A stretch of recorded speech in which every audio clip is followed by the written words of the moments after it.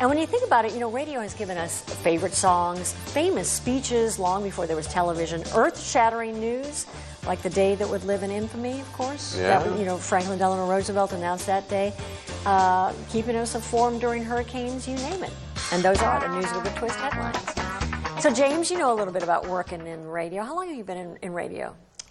This month actually is 17 years. Really? Yeah, 17, and it's been almost 100% talk radio with a stint in sports radio, which is still kind of talk. I did a couple years of music radio, but mostly talking. Oh, you look so cute in those headphones.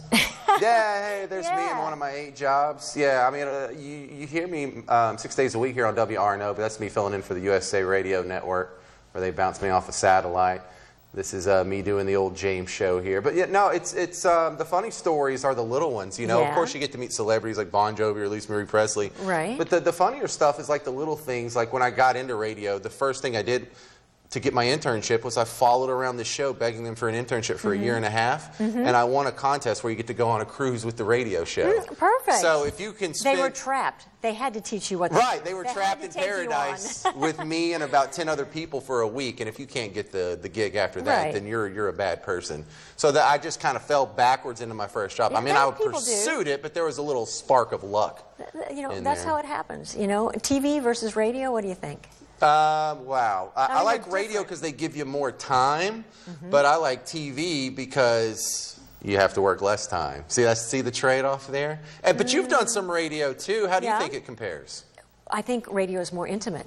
I really do. I think when someone's listening to you, it's so intimate versus seeing us and saying, is that a black blazer or a brown blazer? What are they wearing? You know what I mean? It's just your voice in someone's head, which I think is really cool. Well, I also like radio versus TV because I can do those shows barefoot. Yeah, yeah. And in the middle of a segment, you can pick your nose and no one knows the difference. I could live without that. I can't do that on TV. I like radio because you... Ed gets all grossed out when I pick my nose. your shoes. Well, you can wear sneakers. Well, I'm wearing shoes today. Yeah, no, but when I would do the show from my house, I have a home studio. Oh, I don't want to hear about half of my shows were barefoot. Okay. No, it's not an underwear thing. You know, I like radio because you don't have to worry about your hair.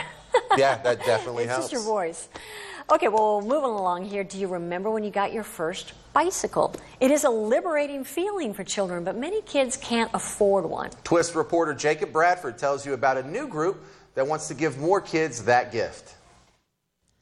New Orleans is becoming more bike-friendly, and while the city works to improve getting around by bicycle, a new nonprofit, BYO Bikes, is bringing bikes to kids who might not get one. I think every kid should have a first bike. I mean,